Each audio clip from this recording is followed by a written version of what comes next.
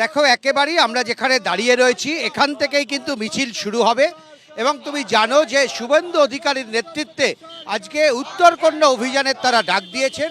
তাদের দাবি ব্যর্থ প্রশাসন, তাদের দাবি নারী সুরক্ষা, তাদের দাবি বারবার যেভাবে অভয়া থেকে শুরু করে কসবা কাণ্ড, এই গোটা বিষয়গুলো নিয়ে তাদের আজকে উত্তরকন্যা অভিযান।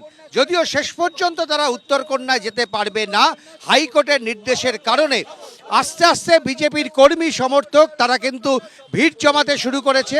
মনে করা হচ্ছে বেলা 12টা নাগাদ এখান থেকে মিছিল শুরু হবে এবং সেই মিছিল সোজা তারা গিয়ে পৌঁছাবে তাদের সভাস্থলে।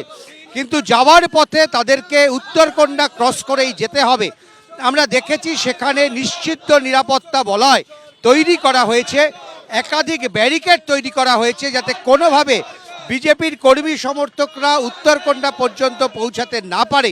আমরা দেখেছি জল কামানের ব্যবস্থা রয়েছে, সেখানে একাধিক পুলিশের আধিকারিকরা তারা দায়িত্বে রয়েছেন এবং গোটা জায়গাটা ছেয়ে ফেলা হয়েছে পুলিশ এবং র্যাফের মাধ্যমে।